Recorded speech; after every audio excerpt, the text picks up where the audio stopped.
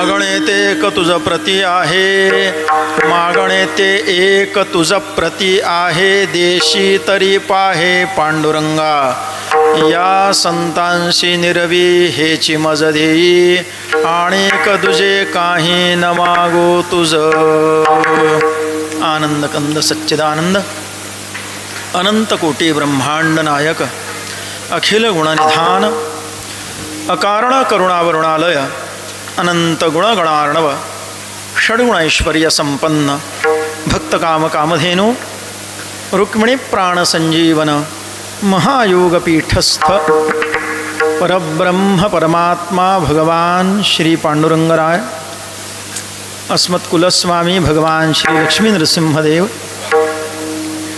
तथा वैराग्य राग रसिक संत श्रेष्ठ श्री गोरोबा काका महाराज आदी करून अखिल साधू संतांच्या परंपरेला आणि श्री गुरु परंपरेला मानसिकरित्या साष्टांग सप्रेम प्रणिपात समर्पित करून समुपस्थित श्रोत्यांच्या वैष्णवांच्या प्रती सद्भावना प्रकट करीत या आपल्या धाराशिव शहरातील जिजाऊ चौक बार्शी नाका या परिसरातील भगवत भक्तिपरायण अशा श्रीयुत बागल परिवाराच्या मालकीच्या स्वयंवर मंगल कार्यालयामध्ये आपणा सर्व भाविक वैष्णवांच्या श्रोतृजनांच्या आणि सकल हितचिंतकांच्या हार्दिक सक्रिय सहकार्यातून परम कुशल असलेले आपल्या धाराशिव शहरातील एक भूषण हरिभक्तिपरायण आदरणीय श्री भारत महाराज कोकाटे यांच्या आध्यात्मिक नेतृत्वामध्ये हरिभक्तिपरायण श्री अनंत महाराज बावकर यांच्या व्यासपीठ चालकत्वात संपन्न होत असलेल्या ग्रंथराज श्री ज्ञानेश्वरी पारायणासह भगवन् नाम संकीर्तन महोत्सव सप्ताहांतर्गत आजच्या या उपांत्य कीर्तन सेवेचा अर्थात जागराच्या कीर्तन सेवेचा आरंभ करीत आहोत. सेवेसाठी म्हणून घेतलेला अभंग हा जगद्गुरू संतश्रेष्ठ श्री तुकाराम महाराजांचा आहे आणि तो सगळ्यांना परिचित नाही, पाठच आहे. ज्याला हा अभंग पाठ नाही अशा माणसाचा कीर्तनाला येऊन तरी काय उपयोग आहे? काय उपयोग आहे? त्यामुळे हा अभंग सर्वश्रुत अभंग आहे, सगळ्यांना माहीत असलेला अभंग आहे.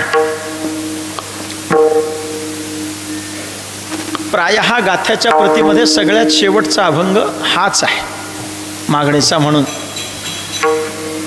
आजचा दिवस जागराचा आहे, परंपरेप्रमाणे मागणीचे चिंतन करावं असा संकेत आहे आणि त्याच्यामुळेच या अभंगाची निवड संयुक्तिक आहे असं मला वाटलं. तुकोबारायांच्या कृपेनं त्यांच्या शब्दाचं चिंतन माझ्या मर्यादित बुद्धीच्या सहाय्याने आणि मर्यादित वेळेमध्ये मला जेवढं करता येईल तेवढं करण्याचा प्रयत्न करतो. जगद्गुरू श्री तुकोबाराय आपल्याला भगवान पंढरीशाकडे भगवंताकडे मागणं मागून दाखवतात. तुकोबाराय या अभंगातून मागतात. आपल्या प्रायः सगळ्या भजनाचा किंवा कीर्तनाचा समारोप याच अभंगाने होतो, त्याच्यामुळे हा सर्वतोमुख आहे. कारण मागावं काय, काय मागावं, कसं मागावं याचा आदर्श या अभंगात आहे. तुकोबारायांनी फार चतुराईने शब्दयोजना केली. अभंगाचं कलेवर, अभंगाचा आकार तसा लहान आहे. प्रायः 4 चरणांचे अभंग असतात, पण हा 3च चरणांचा अभंग आहे. पण जसं आपण मूर्ती लहान आणि कीर्ती महान म्हणतो, तसं अभंगाचा आकार जरी छोटा असला तरी आशय मोठा आहे. तुकोबारायांनी या 3 चरणांमधून फार चतुराईने देवाजवळ मागितलं आहे. काय आहे, आपल्याजवळ काय मागावं हाही विवेक नाही. सर्वसामान्य माणसाजवळ हा विवेक आहे का? काय मागावं आणि कसं मागावं हा तरी विवेक आहे का? बरं, कुणाकडे मागावं हा तरी विवेक आहे काय? आपल्याला कुणाकडं मागावं हेही कळत नाही, काय मागावं हेही कळत नाही, कसं मागावं हेही कळत नाही, मागावं का न मागावं हेही कळत नाही, कोणत्या वेळेला मागावं कोणत्या वेळेला मागू नये हेही कळत नाही. आता नवऱ्याला ऑफिसमध्ये त्याच्या बॉसनं ताणलेलं, त्याची चांगली षष्ठी झालेली, षष्ठी शब्द पुणेरी आहे, आपल्याकडचं बिनपाण्याची झालेली ऑफिसमध्ये, आणि त्यानं घरात एक दारात एक पाऊल ठेवला नाही तोपर्यंत जर तुम्ही त्याला हे आमकं संपलं, मला साडी घ्यायची, मला आमकं करायचं असं जर मागितलं तर तो तुम्हाला देईल का? केव्हा मागावं हे तरी कळावं.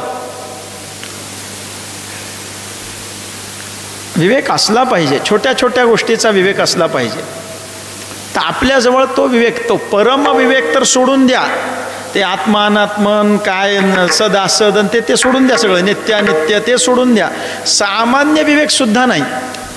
मला तर एकाने सांगितलं, महाराज, त्यांचं वाक्य खरंही होतं, लातूरचे गृहस्थ होते, ते नेहमी म्हणायचे, महाराज लोकांना कुंकू कसं लावावं इथपासून शिक्षण द्यायची गरज आहे.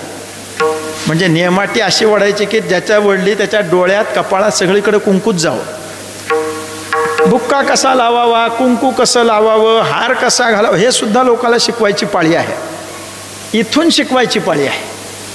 तेव्हा हा विवेक आपल्याकडे नसतो. बऱ्याचदा आपला मागण्याचा हक्क आहे का नाही, मागण्याचा अधिकार आहे का नाही, हेही आपल्याला ज्ञान नसतं. अहो, तुम्ही सेवा केली तर मेवा मागण्याचा अधिकार आहे. सेवाच केली नाही, न करता सेवेच्या व्यापारा, सेवाच करायची नाही. आणि म्हणे स्वामी से कोठे मुशारा, चाकरी वाचून खाणे अनुचित वेतन. तुकोबाराय म्हणतात, चाकरी करायची नाही, सेवा करायची नाही, वेतनाची इच्छा ठेवायची. आता बऱ्याच ठिकाणी हा रोग लागला आहे, कार्यालयांमध्ये, ऑफिसमध्ये तर आहेच आहे. चाकरी करायला नको, नोकरी करायला नको, पण वेतन मिळालं पाहिजे. असं कसं चालेल? तेव्हा वेतनावर हक्क सांगण्याच्या आधी किंवा वेतन मिळावं ही अपेक्षा करण्याच्या आधी आम्ही चाकरी काय केली, सेवा काय केली, ह्या मुद्दा आहे की नाही, त्याच्यामुळे याचा विचार करायला पाहिजे. तेव्हा कधी मागावं, कोणाकडे मागावं, काय मागावं, कसं मागावं, या सगळ्या गोष्टींचा विचार म्हणजे प्रस्तुतचा अभंग आहे. विठ्ठला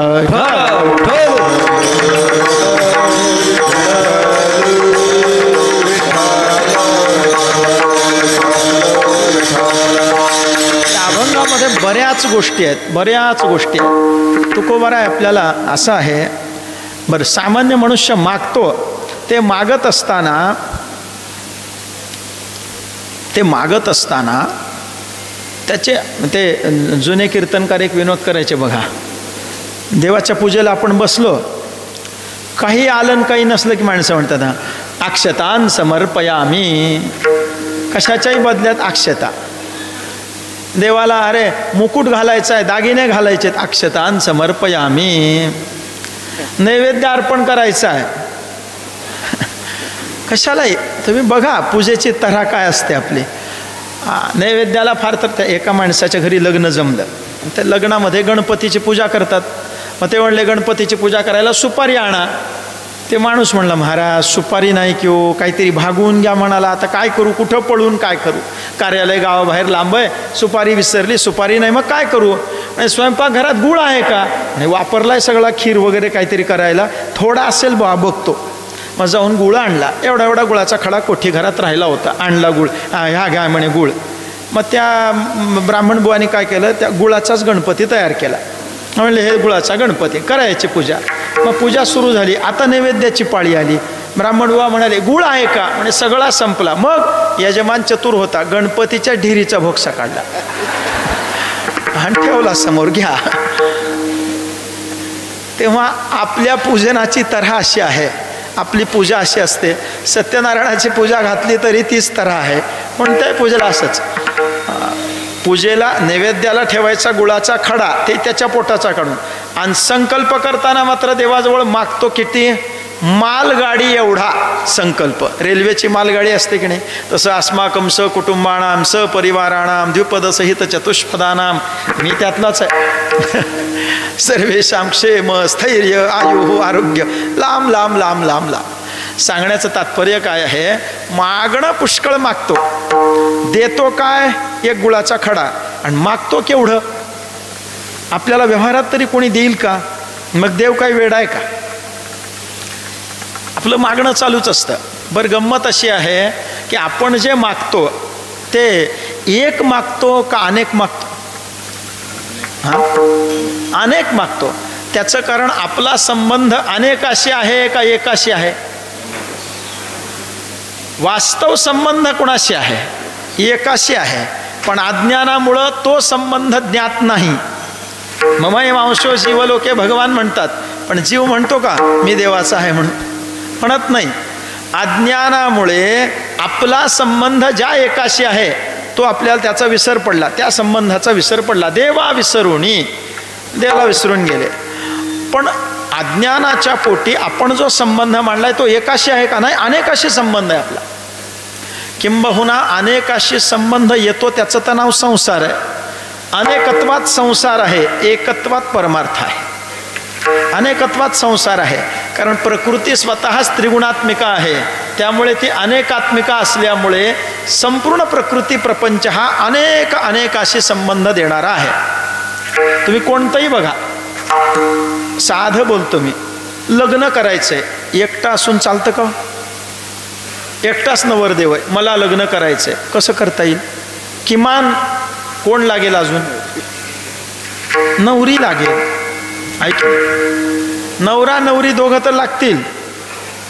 दोघांनी भागत नाही. कोर्ट मॅरेज करायचं असलं तरी सुद्धा आपले लोमटे महाराज आहेत, त्यांना माहिती आहे, विचारा. कोर्ट मॅरेज करायला सुद्धा दोघे चालतात का?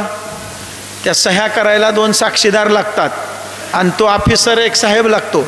म्हणजे किती माणसं झाली? ते तिघन हे दोघे. पळून जाऊन केलं तरी 5 लागतात. आणि भैयाच्या मंगल कार्यात वाजत गाजत केल्यावर नवरा लागतो, नवरी लागते, मामा वाचून खोळंबतं, नसला तर नकटा तरी आणावा लागतो. मामा नसल्यापेक्षा नकटा बरा म्हणे. कशामुळं लावलंय कोणाला माहीत. ते नकटा का होत नाही, मामा लागतो, भटजीबुवा लागतात, वाजंत्री लागतात, आचारी स्वयंपाकी लागतो, वऱ्हाडी लागतं, म्हणजे किती लागतं? अनेक लागतं. सांगण्याचं तात्पर्य संसारामध्ये अनेकांचा संबंध येतो. अनेकांचा संबंध, त्याचं नाव संसार. आणि अनेकांचा आलेला संबंध तोडून एकाचा संबंध करणं आणि एकाच भूमिकेवर येणं, याचं नाव परमार्थ. याचं नाव परमार्थ, एकावर येणं. म्हणून मागणीत अनेकता असली की ती अनेकत्वाची मागणी ही परमार्थात नसते. परमार्थात बाह्यतः जरी आपल्याला काही ठिकाणी अनेकता दिसली तरी तत्वतः ते एक असतं. आणि संसारामध्ये अनेकता संपतच नाही, कितीतरी असते. त्यामुळे अनेकत्व ज्या मागण्यात आहे त्या मागणीचा फार विचार करायची गरज नाही. ज्या मागणीमध्ये एकत्व आहे तिथं विशेष विचार केला पाहिजे. कारण एक गोष्ट मागितल्याने जर आपलं सगळंच कल्याण होणार असेल तर ती एक गोष्ट सामान्य कधीही नसते. सामान्य नसतेच, ती विशेषच असते. त्याच्यामुळे ती एक गोष्ट जर विशेष असेल तर तिचा विचारसुद्धा सामान्यत्वाने करून चालत नाही, विशेषत्वानेच करावा लागतो. आणि म्हणून त्या एका मागणीचा, कारण प्रस्तुत चिंतनाला घेतलेल्या अभंगामध्ये जगद्गुरु श्री तुकोबाराय देवाकडे जे मागतायत ते अनेक मागत नाहीत, एक मागतात अशी भाषा अभंगाच्या पहिल्या चरणात करतात. मागणे ते एक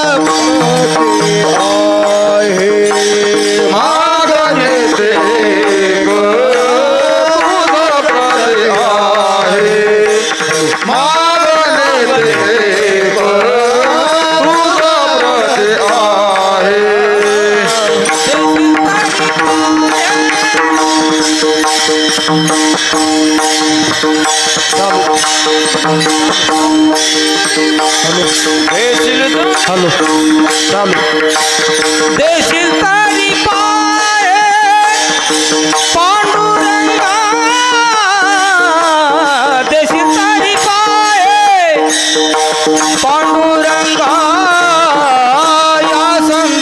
निरवी हेची मज देई या संताची निरवी हेची मज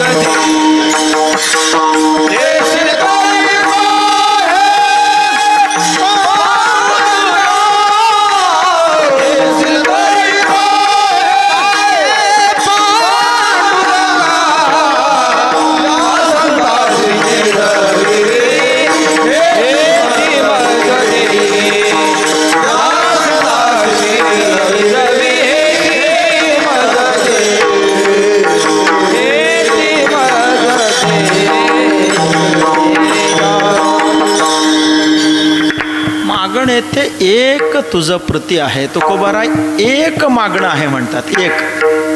एक मागणे पायापाशी. एक मागतात, अनेक मागत नाहीत. किती मागतात? एक. मागणे ते एक तुझ प्रती आहे. तुकोबाराय मागतात देवाकडं. पहिला शब्द आहे अभंगातला मागणे. मागणे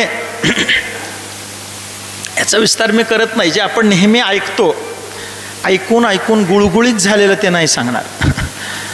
कारण काय ते आपण ऐकलेलंच आहे. मागण्यातलं ते काही मागणे हे आम्हा अनुचित, मग मागावं का. मग ते प्रल्हादांचं नरसिंहाचं उदाहरण भागवताच्या 7व्या स्कंधात आलेलं. प्रल्हादाला नरसिंह म्हणतात माग, तो म्हणतो नको नको.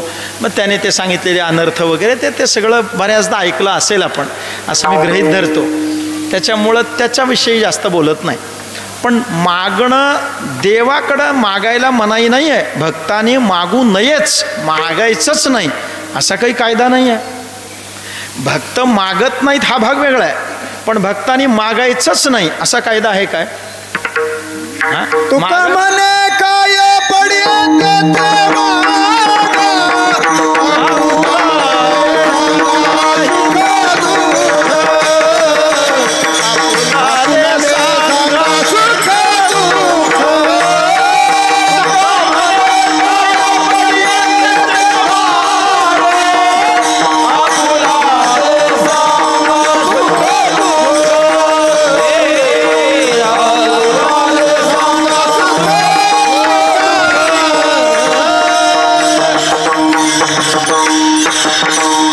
जाधव सरांना बहुतेक मनकवडी विद्या येते. ते मनकवडी विद्या म्हणजे समोरच्याच्या मनातलं सगळं कळायला लागतं. एक सिद्धी आहे एक प्रकारची. भजन करणाऱ्याला सिद्धी प्राप्त होतात. तेव्हा समोरच्याच्या मनातलं जाणण्याची हे. तेव्हा माझ्या अगदी मनात आलेलं प्रमाण त्याने सांगितलं. तुकोबाराय सांगतात आपण रोज म्हणतो हे प्रमाण की बाबा काय हवं ते मागून घ्या देवाकडून. आपुलाले सांगा हितगुज. आपलं हितगुज देवाला सांगा. मागायला मनाई नाही. मागण्याची वास पाहे मुखाकडे चिंतिल्या रोकडे मनोरथ. भगवान सुद्धा अशा करतात. म्हणसी काही मागा हेची देगा पांडुरंगा. त्यामुळे मागायचंच नाही असं नाही, मागू शकतो. आता मी तुम्हाला साधं सांगतो. एखाद्या माता माऊलीची पतिव्रता स्त्री आहे आणि तिची साडी समजा फाटली, नेसून नेसून नेसून साडी फाटली.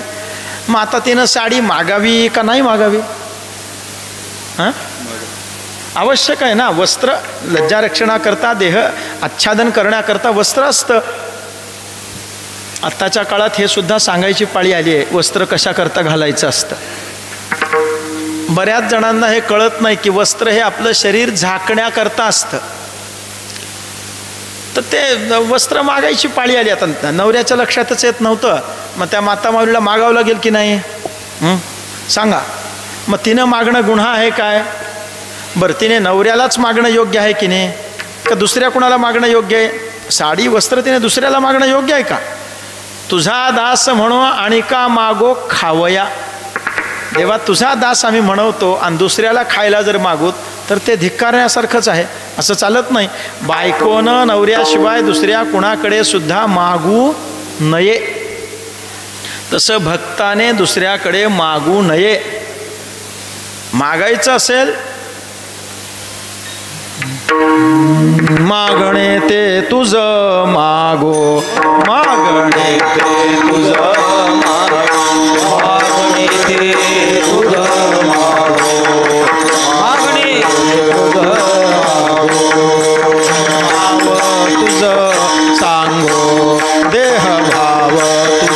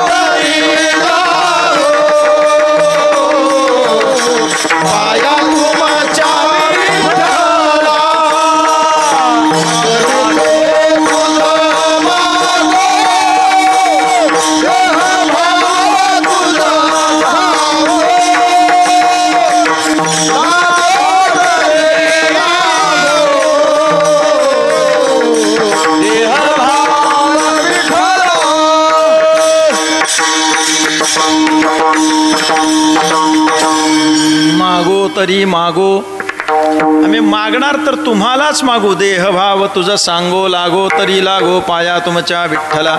आम्ही मागायचं असेल तर दुसऱ्याला मागणार नाही, तुम्हालाच मागणार, तुम्हालाच मागणार. त्याच्यामुळे अभंगात चिंतन आहे, मागणे ते एक तुझ प्रती आहे. तुझ प्रती भगवान पांडुरंगाला तुकोबाराय म्हणतात, देवा मागणार आहे पण कुणाला मागणार आहे? तुलाच मागणार आहे, अन्यांना मागणार नाही. तुलाच मागणार आहे आणि एकच मागणार आहे. दोन गोष्टी सांगितल्या, मागणे ते एक म्हणजे एकच मागणार आहे आणि तुझं प्रती आहे, तुलाच मागणार आहे. नाही तर बऱ्याचदा काय होतं, माणसं अनेक गोष्टी मागतात आणि अनेकांना मागतात, अनेक गोष्टींना अनेकाला. याच्याकडून तेलाचा डबा आण, त्याच्याकडून नुकतीचं सामान आण, याच्याकडून साखर आण, याच्याकडून अजून काहीतरी आण. अनेकाकडून मागतात की नाही? अनेक वस्तूंना अनेकाकडून, किंवा एक वस्तू अनेकाकडून. एक वस्तू अनेकाकडून मागतात अशी कोणती वस्तू आहे? पैसा. एकच वस्तू आहे, अनेकाकडून गोळा करतात. तेव्हा एक वस्तू अनेकाकडून मागणारे काही आहेत आणि अनेक वस्तू अनेकांकडून मागणारे आहेत. काही अनेक वस्तू एकाकडून मागणारे आहेत. पण तुकोबाराय विलक्षण आहेत, एक वस्तू एकच गोष्ट एकाकडूनच मागतात. तुझं प्रती आहे म्हणण्यामध्ये अनन्यता दाखवली. तुलाच मागेन, दुसऱ्याला मागणार नाही. का बरं? कारण मी जे मागणार आहे ते दुसरा देऊच शकत नाही, म्हणून तुला मागणार आहे. मी जे मागणार आहे, तुकोबाराय म्हणतात, ते दुसरा मला कोण देऊ शकेल? मला सांगा तुम्ही.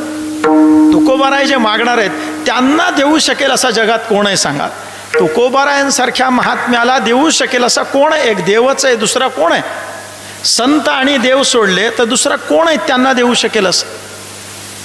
त्यामुळे तुकोबाराय सांगतात, देवा तुलाच मागणार आहे, ह्याला त्याला मागत फिरणार नाही. याच्यातून अनन्यता प्रकट केली, एक निष्ठा प्रकट केली. आणि जे मागणार आहे ना देवा, ते एकच आहे. कारण माझा विवेक शाबूत आहे. ज्याचा विवेक शाबूत नसतो, ज्याचा विवेक हत झाला आहे, असा मनुष्य अनेक मागत असतो. आणि त्या अनेक मागण्यामध्ये काय असतं? बऱ्याच गोष्टी असतात. वाढावे संतान, गृही व्हावे धनधान्य, किंवा ल्यावे खावे बरे असावे सदैव. आपल्याला माहिती आहेत प्रमाणात पुष्कळ गोष्टी मागतो. पण ते बाकीचं सगळं मी काहीही मागणार नाही. का मागणार नाही? त्याचं कारण आहे. तुकोबाराय सांगतात, तुका म्हणे त्याचे वळले आमावर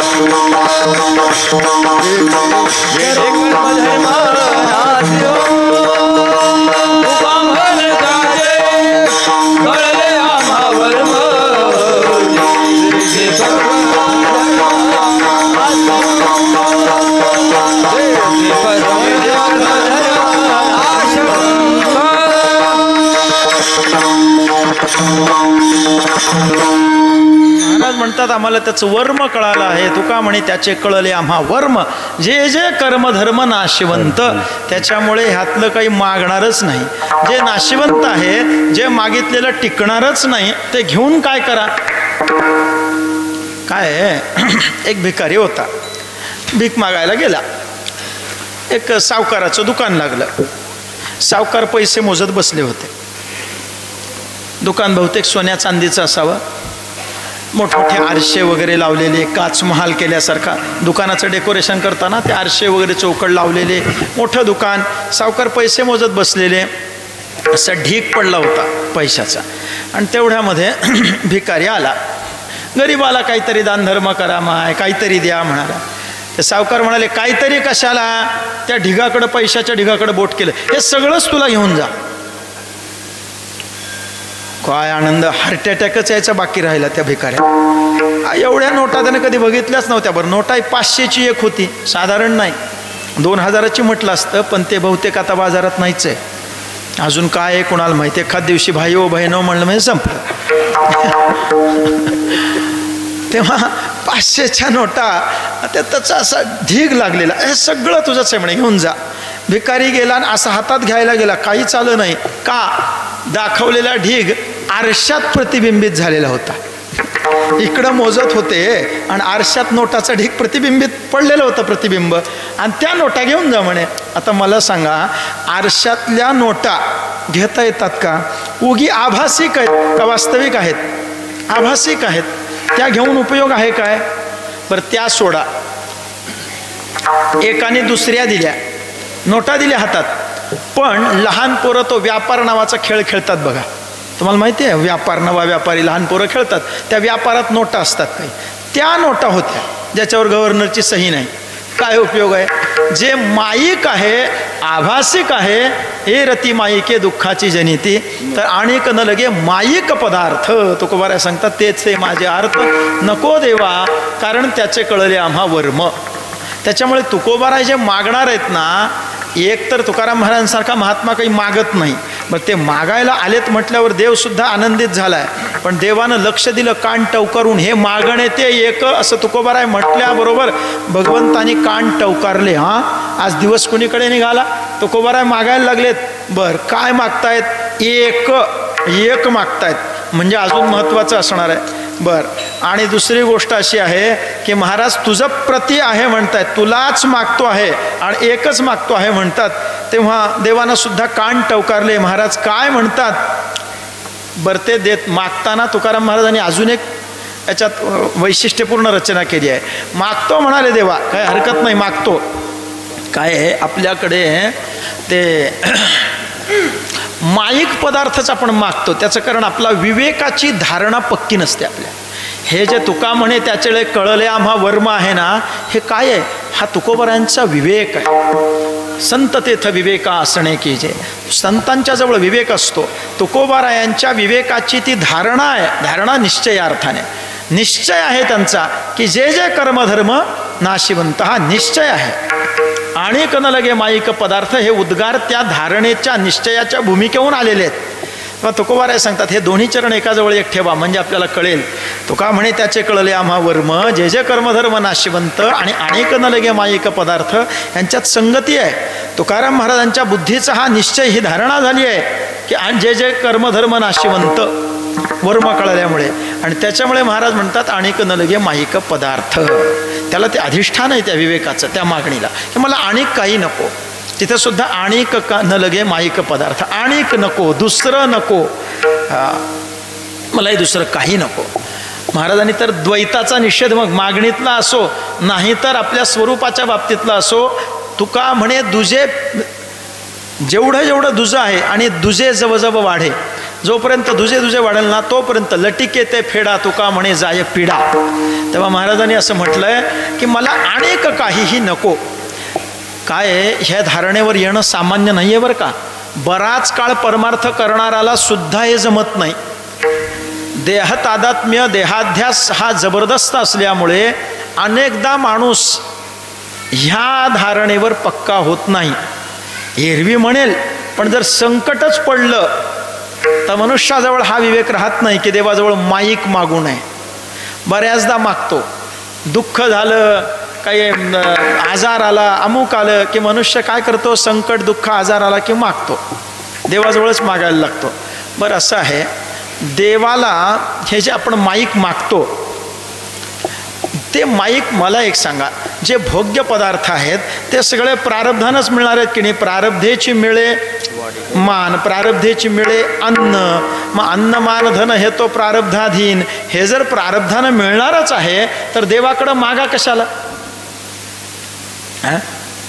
जे मिळणारच आहे. संतांना तो विवेक आहे. हे अनेक जे आहे ना, माईक अनेक, कारण माया अनेकत्वातच आहे, मायेमुळंच अनेकत्व आहे. त्याच्यामुळे हे जे अनेकत्व आपण मागण्यात ठेवतो ह्याचं कारण काय आहे? माईकचं आकर्षण संपलं नाही किंवा त्याचा नाशिवंतपणा, फोलपणा कळाला नाही, म्हणून आपण ते मागत राहतो. ज्याला ते कळाले तो मागणारच नाही. मी तुम्हाला एक साधं उदाहरण सांगतो. एक जावई होता आणि सासूरवाडीत त्याच्या मेहुण्याचं लग्न होतं, बायकोच्या भावाचं, म्हणून गेला होता. आता मेहुण्याच्या लग्नात ह्याचा दाजीचा थाट काय वर्णावा, नवरदेवाच्या पेक्षा ह्याचाच थाट जास्त होता. मग लग्न लागलं, ते नवरी घेऊन आले. मग आता नवरी आणल्यानंतर गाव जेवण घालायचे पहिले लोक. मोठा होता, मोठ्या घरचा जावई होता. मग गाव जेवण घालायचं, मग सगळं लोक बोलवले जेवायला, अन्न शिजलं, आता जेवायला बसायचं. आणि एवढ्यामध्ये ते लग्नात जेवायचा मेनू प्रायः लग्नानंतर जेवणाचा काय असतो? लाडू करतात, बुंदीचे लाडू. हा जुना मेनू हाच होता. आता आजकाल काही कराय, पण पूर्वी काय बुंदीचे लाडू कराय. मग ते लाडू केलेले होते, सगळं झालं. आता जेवायला बसायचं आहे. गावातले सरपंच आले, पोलीस पाटील आले, प्रतिष्ठित लोक आले. आता झालं पानं टाका. एवढ्यात जावई रुसला. जावई बापू जेवायला चला. एक नाही, दोन नाही, उठेच ना. अहो चला ना. काहीच नाही.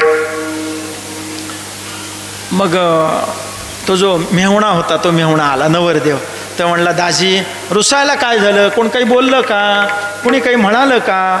म्हणाला असेल तर मी तुमची क्षमा मागतो, पण जेवायला चला. सगळं अन्न शिजलं, एवढं सोन्यासारखं अन्न शिजलंय, वेळ झालाय, गावातले लोक आलेत, तुमच्याकरता पंगत खोळं, म्हणजे आता जावायला सोडून कसं बसणार?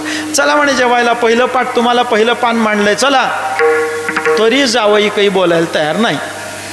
मग तो म्हणाला, हे बघा दाजी, हे कालच माझ्या बोटात घातली म्हणला सासऱ्याने अंगठी, ही काढून तुम्हाला.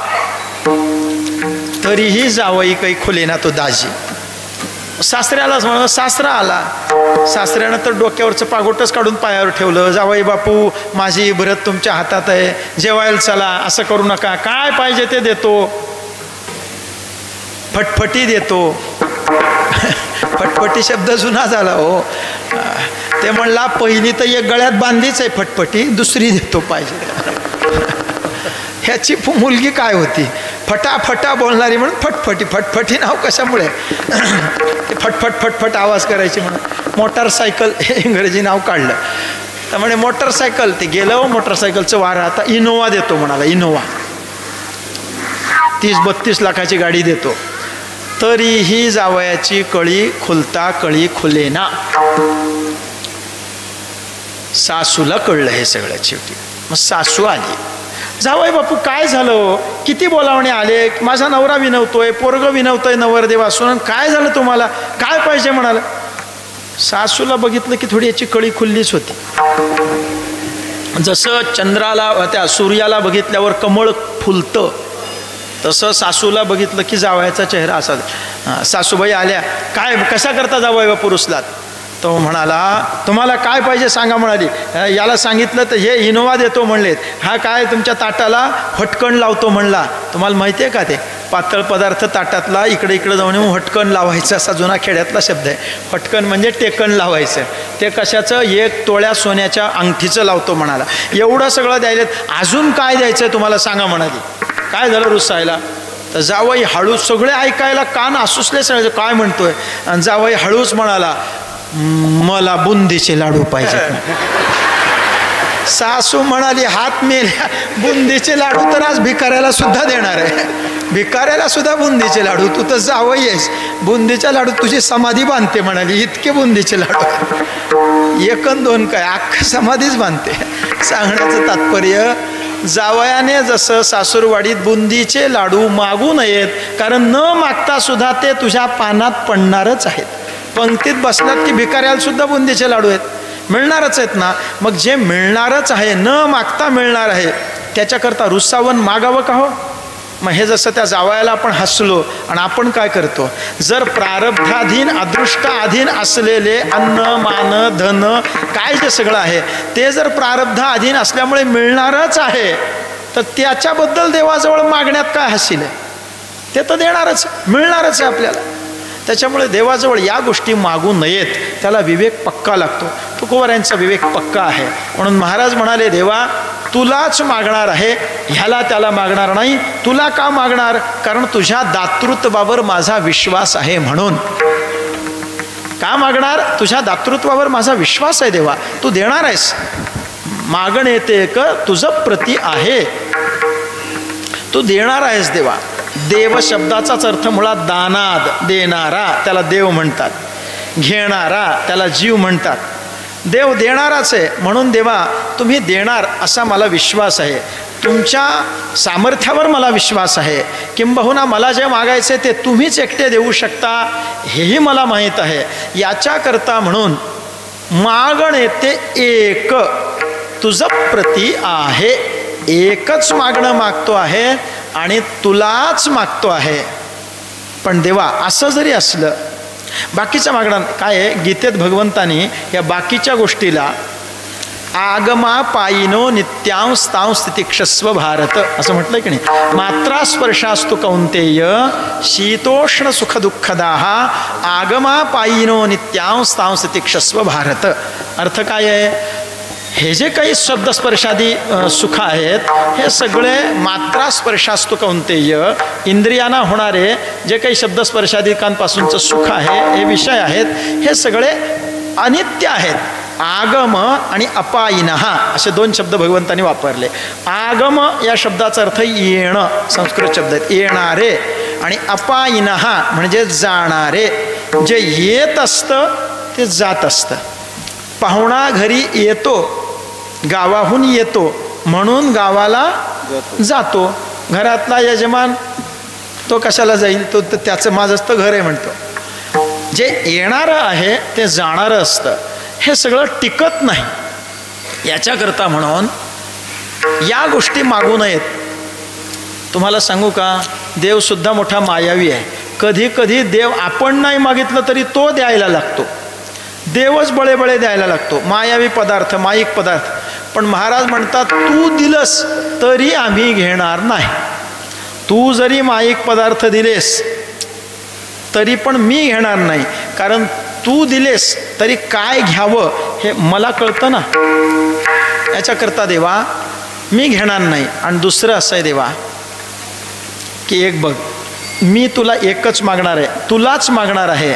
पण देताना तुझा हक्क कायम ठेवून मागणार आहे. म्हणजे देतानाचं तुझं स्वातंत्र्य कायम ठेवून मागणार आहे. म्हणून पुढचा तुकडा आहे, देशी तरी पाहे पांडुरंगा. हे पांडुरंगा, तुला जे मी एकच मागणं आणि तुझ्या जवळच मागणार आहे ते मागणं देशी तरी पाहे पांडुरंगा. गाथ्यातला पाठ देशी असाच आहे. आपल्याकडे त्याला बोलण्यात थोडं ल जोडलंय, देशील तरी पाहे असं जोडलं. पण मुळात गाथ्यात देशी, अर्थाच्या दृष्टीने फरक फार नाही येतो. देशी तरी पाहे पांडुरंगा. पांडुरंगा देणार असशील तर बघ, देत असशील तर बघ. म्हणजे देवाचं स्वातंत्र्य कायम ठेवलं. नाही नाही हे मला दिलंच पाहिजे अशी भाषा नाही आहे. आर्जवाची भाषा आहे, विनयाची भाषा आहे. कारण प्रार्थना करण्याकरता, मागणी मागण्याकरता पहिली गोष्ट पहिली गोष्ट आपल्या उत्कर्षाची इच्छा असावी. उत्कर्ष प्रतिपादनेच्छा प्रार्थना असा प्रार्थना शब्दाचा अर्थ आहे. आपल्या उत्कर्षाची इच्छा प्रतिपादन करणं तिला प्रार्थना म्हणतात. प्रार्थनेत नेहमी आपला उत्कर्षच इच्छिलेला असतो. आपला अपकर्ष कधी प्रार्थनेत इच्छा करत नसतात. आपल्या वाईटाची कोणी इच्छा करत नसतं. आपल्या चांगल्याचीच इच्छा केली जाते, तिलाच प्रार्थना म्हणतात. का वाईटाकरता कधी प्रार्थना करता? देवा सगळ्या गल्लीला कोरोना झाला होता आणि मीच काय पाप केलं, अशी कधी केली का प्रार्थना? अशी प्रार्थना कोणी करणार नाही. आलं का लक्षात? उत्कर्ष प्रतिपादन इच्छा, आपला उत्कर्ष व्हावा. म्हणजे मुद्दा काय निघाला बघा. प्रार्थना करण्याकरता पहिली गोष्ट आपल्या उत्कर्षाची इच्छा असावी, एक. दुसरं आपल्या न्यूनत्वाची जाणीव असावी. आपलं जे कमीपणा आहे त्याची जाणीव असावी, दैन्यभाव असावा. तिसरी गोष्ट जो देणार आहे त्याच्यावरती विश्वास असावा आणि त्याच्या सामर्थ्याचं ज्ञान असावं की हा तो देऊ शकतो. कुणाला काय मागावं हे कळलं पाहिजे ना. आणि चौथं नम्रतापूर्वक मागणी असावी, तर समोरच्याला द्यावं वाटतं. आता तुम्ही सप्ताहाची पट्टी मागायला गेलात तर गेल्याबरोबर हां देता का नाही पट्टी असं जर म्हणाल तर समोरचा काय म्हणेल, तो पट्टी मागायला आला का हप्ता वसूल करायला. मागणी करतानाची भाषा कशी असावी. तुकोबाराय ज्याला मागतात त्याच्या स्वातंत्र्यावर गदा आणत नाही. देशी तरी पाहे पांडुरंगा. पांडुरंगा बघ पाहे, ह्या पाहेचा दोन्हीकडे आपल्याला अन्वय करता येतं बरं का. त्या पाहेचे दोन अर्थ आहेत. तुकोबाराय म्हणतात देवा द्यायचं की नाही ते पाहे, म्हणजे तुझे तू पहा, द्यायचं का नाही बघ बाबा, पहा बाबा. आणि दुसरा अर्थ, मी जरी मागितलं तरी जे मागितलं आहे ते मिळवण्याच्या लायकीचा मी आहे का नाही ते पाहे. कारण असं आहे की तू जे देशील ते मला पचवण्याची ताकद माझ्याजवळ असली पाहिजे ना. एरवी देवानं जरी दिलं तरी आपल्याजवळ ताकद नसेल तर, आपला अधिकार नसेल तर. एकदा काय झालं, एक भिकारी होता आणि त्या भिकाऱ्याला राजा प्रसन्न झाला. राजा भिकाऱ्याला म्हणाला, काय रे भिकाऱ्या, मी आज तुझ्यावर प्रसन्न झालो आहे, तुला जे हवं ते मागून घे. भिकारी म्हणाला, मायबाप सरकार मला काय कळतं, काय माझी बुद्धी, तुम्हाला जे द्यावं वाटेल ते द्या. मग राजा म्हणाला, तुला हत्ती देऊ का. काय म्हणाला, भिकाऱ्याला म्हणाला तुला हत्ती देऊ का. आता भिकाऱ्याने काय म्हणावं सांगा, होय म्हणावं का नको म्हणावं. हां भिकाऱ्याच्या कामाचं आहे का हत्ती, पोसणं होईल का. राजा एका क्षणात देऊन मोकळा होईल, पण हत्ती पुढं भिकारी काय आडवा पडतो का, त्याला खाऊ काय घालणार. ह्याची स्वतःची खायची भ्रांत. हत्तीला आहार केवढा लागतो. मग भिकाऱ्याला हत्ती दे म्हटल्यावर, हत्ती देऊ का म्हटल्यावर त्यानं काय म्हणायला पाहिजे, नको. पण भिकारी चमत्कारिकच होता, तो म्हणाला द्या. राजाला आणि सरदारांनाही वाटलं, आम्ही रुमराव सगळे त्या सभेतले हसले, आत्ता आपण हसलो तसं ते हसले, काय वेड आहे म्हणे. राजालाही कुतूहल वाटलं. तो म्हणला, भिकाऱ्या पण हत्ती घेऊन काय करशील. तो म्हणला, हत्तीवर बसून भीक मागेन. आता हत्तीवर बसून भीक मागितली, याला कोण भीक वाढेल. अपार्टमेंटवाल्यांनी वाढली तर काय की बा, त्याचा मजला आणि ह्याचा मजला जुळल्यानंतर ते कदाचित देतील. सांगण्याचं तात्पर्य, देव जरी आपल्याला द्यायला निघाला तरी जे आपल्या हिताचं नाही, आपल्याला पेलवणार नाही, भिकाऱ्याला जसं हत्ती पेलवणार नाही तसं जे पचणार नाही, पेलवणार नाही, ते घेऊन काय करा. याच्यामुळे तुकोबाराय म्हणतात, देवा माझी परीक्षा मीच करणं काही उचित नाही. जे मी तुला मागणार आहे एकच असलेलं तुलाच मागणार असं जे माझं मागणं, ते मागणं देण्याच्या लायकीचा, पात्रतेचा मी आहे का नाही ते पाहे. देशी तरी पाहे पांडुरंगा. काय पाहे, एक माझी पात्रता आहे का नाही, ते मागितलेलं साधन मिळवण्याची पात्रता माझी आहे का नाही हे पाहे. आणि दुसरं, तुला द्यायचं की नाही ते पाहे. देशी तरी पाहे पांडुरंगा. मग पांडुरंगानं एवढं ऐकलं, देवानं कान टवकारले. महाराज म्हणायला लागलेत, मागणे ते एक मागतोय, मागणं मागतोय, एकच मागतोय, तुझं प्रतीच मागतोय. आणि देणार असशील तर दे असं स्वातंत्र्य कायम ठेवून मागतोय, तर काय एवढं मागणार आहे. तुकाराम महाराज म्हणून देवानं कान टवकारले आणि महाराजांनी त्याचं उत्तर ध्रुपदातनं देवाला देऊन टाकलं. काय, या संतासी निरवी, या संतासी निरवी,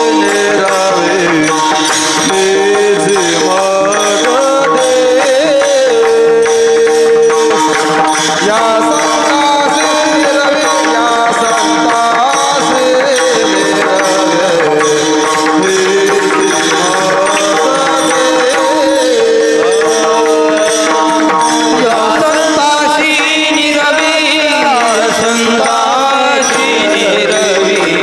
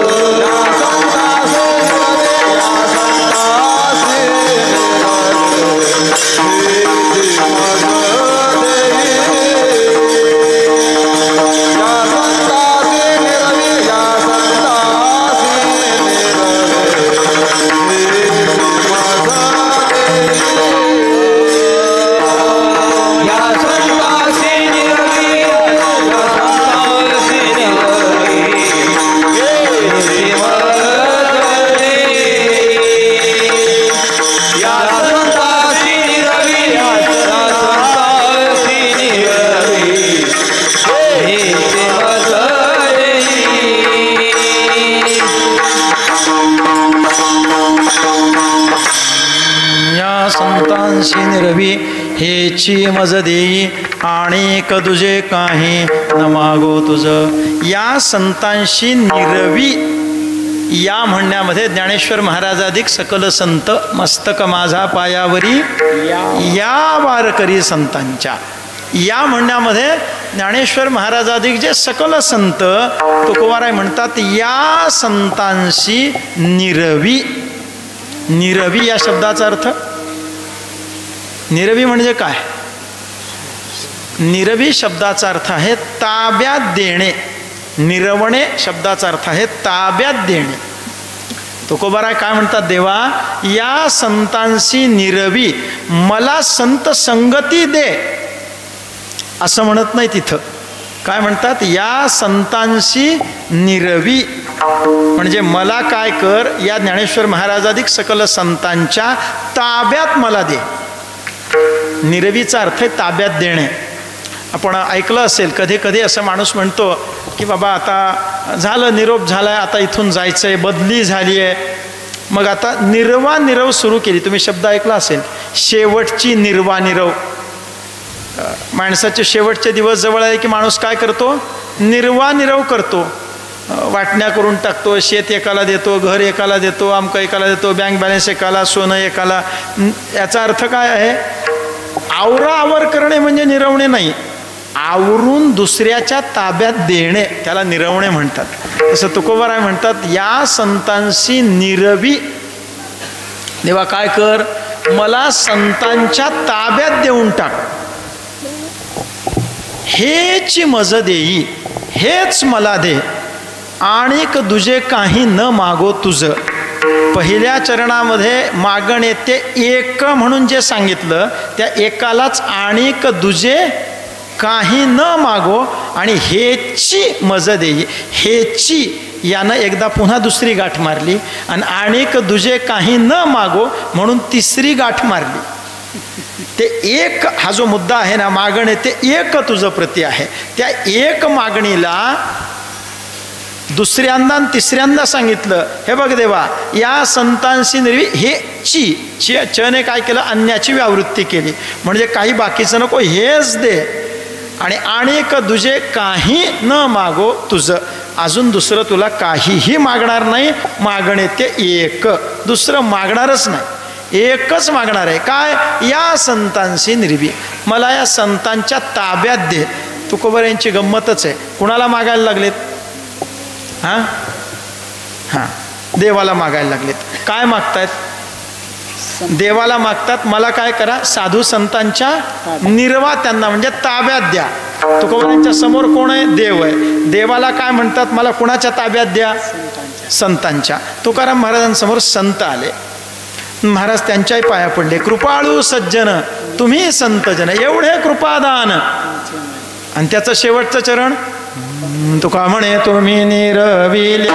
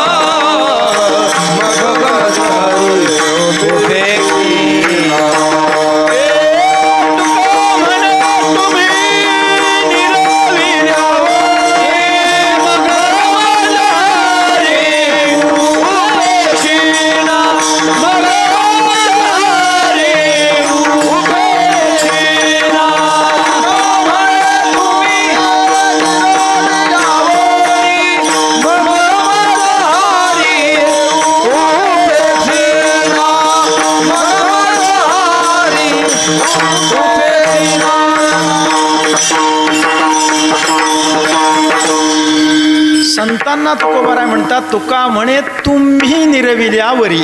म्हणजे तुम्ही म्हणजे कोण? कृपाळू सज्जन तुम्ही संतजन. संतजनांनो तुम्ही मला निरवल्यानंतर कुणाकडं निरवायचं? निरवणे म्हणजे ताब्यात देणे. कुणाच्या ताब्यात द्या? मग मज हरी उपेक्षिणा, म्हणजे हरी परमात्मा पांडुरंग माझी उपेक्षा करणार नाही, म्हणजे माझा स्वीकार करेल. म्हणजे मला कुणाच्या ताब्यात द्या? कुणाला निर्वा म्हणायला लागलेत? संतांना म्हणतात मला देवाच्या ताब्यात द्या. आणि देवाला काय म्हणतात? संतांच्या ताब्यात द्या. मग तू आणि तुझे हे या संतांशी निरवी. इथं तुकोबाराय देवाला काय म्हणायला लागले? समोर देव आहे तर कुणाला निरव? संतांच्याकडे मला निरव. आणि संत समोर आल्यावर काय म्हणतात? तुका म्हणे तुम्ही निरविल्यावरी मग मज हरी उपेक्षिणा. काय मग?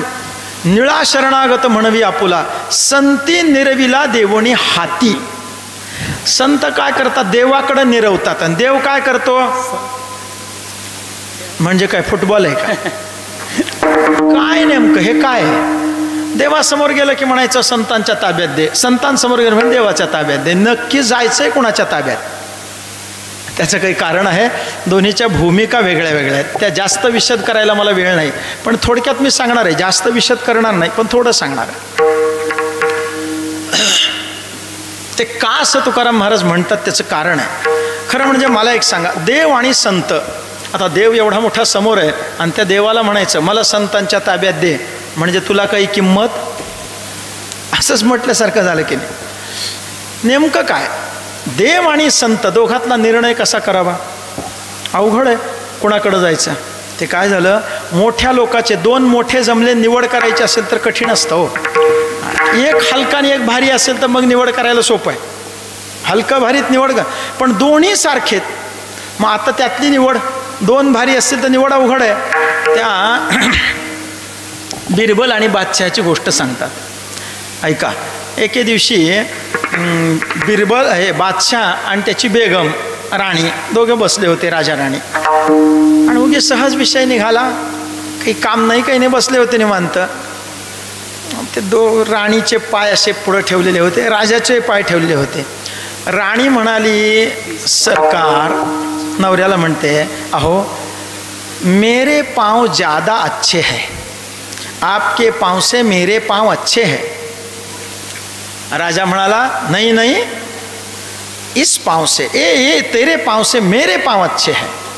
दोघात भांडण लागलं त्याच्यावर. पाय कोणाचे चांगले? तुम्हाला हिंदी थोडी कळते ना? धावते धावते धपकन पड्या, एवढं तर कळतं, एवढी तर हिंदी कळते. तर दोघात वाद लागला, पाय कोणाचे चांगले? कौन से पैर अच्छे हैं, कौन से पाँव अच्छे हैं? शेवटी दोघांनी मिळून तेवढ्यात बिरबल तिथं आला. बिरबल आल्याबरोबर दोघालाही बरं वाटलं. हां, निर्णय करायला कोणीतरी आला. आता दोघंही म्हणाले, बिरबल बिरबल. म्हणजे काय? आमच्या दोघात एक वाद लागलाय. काय वाद आहे? हे दोन्ही आमचे पाय आहेत दोघांचे. कोणते पाय चांगले आहेत सांग, कोणते पाय चांगले आहेत? आता बिरबलाला आली पंचायत. राणीचे पाय चांगले आहेत म्हणावं तर बादशाला नाराज होईल. बरं, बादशाचे चांगले म्हणावं तर राणी नाराज होईल. काय करावं? दोन्ही मोठेत. बिरबल तो म्हणाला, हुजूर. त्यानं हात केला, असं बोट केलं कुणाकडं? राजाच्या पायाकडं केलं. आणि तो म्हणतो, हुजूर इस पाँव से, राजाच्या पायाकडे बोट करून म्हणतो, इस पाँव से ए पाँव अच्छे है. काय म्हणाला? इस पाँव से, राजाच्या पायाकडे बोट करून म्हणतो, इस पाँव से ए पाँव, राणीच्या पायाकडे बोट करून म्हणतो, ए पाँव अच्छे है. राणी खुश झाली. ती म्हणाली, बघितलं निर्णय कसा दिला? बादशाह जरा लाल झाला रागानं. बिरबल म्हणाला, हुजूर मी काय म्हणालो नीट ऐका. इस पाँव से ए पाँव, हे पाय राणीचे पाय चांगले आहेत मान्य आहे, पण कुणामुळे? या पायांमुळे. राजा आहे म्हणून राणीला किंमत आहे. राजाच नसेल तर हिला कोण विचारेल? म्हणून इस पाँव से, हिंदीमध्ये पाँव से हे जे आहे ना, त्या प्रत्ययाचा अर्थ पेक्षा आणि मुळे असा दोन्ही होतो मराठीत. या पायापेक्षा ते पाय चांगले आहेत आणि या पायामुळे ते पाय चांगले आहेत. बिरबलाला म्हणायचं होतं, या पायामुळे ते पाय चांगले आहेत. म्हणजे राजा आहे म्हणून राणी तिचे पाय चांगले आहेत. सांगण्याचं तात्पर्य, दोघात निर्णय करायचा अवघड आहे. तुकोबाराय म्हणाले, देवा मोठे तुम्हीच, आम्हाला तुम्हीच मोठे, यायचंय तुमच्याकडेच यायचंय. पण तुमच्याकडे येताना तुमचं महत्त्व जाणलं गेलं पाहिजे, तुमचा महिमा कळाला पाहिजे. तुमचा महिमा मोठमोठ्यांना कळत नाही, कोणाला मोठमोठ्यांना कळत नाही. भगवंतांनी गीतेत म्हटलं की नाही, प्रभवन्न महर्षयः, काय त्याच्या अलीकडचं, नमे विदुस्सुरगणः प्रभवन्न महर्षयः. मला कोणी ऋषी, कोणी देव, कोणीच माझा महिमा जाणत नाही. मग तुमचा महिमा जर वेदाला कळत नाही, ऋषीमुनींना कळत नाही, देवाना ब्रह्मादिक देवाला तुमचा महिमा कळत नाही, तर तुमचा महिमा माझ्यासारख्याला काय कळावा? तो कळण्याकरता निरवी तिकडं मला निर्वा. तिथं गेलो म्हणजे ते मला तुमचा महिमा सांगतील, तुमच्या स्वरूपाबद्दल ज्ञान देतील, आणि ते सगळं झाल्याच्या नंतर तुमच्याकडं त्यांनी निरवलं की मग माझं काम होईल. तो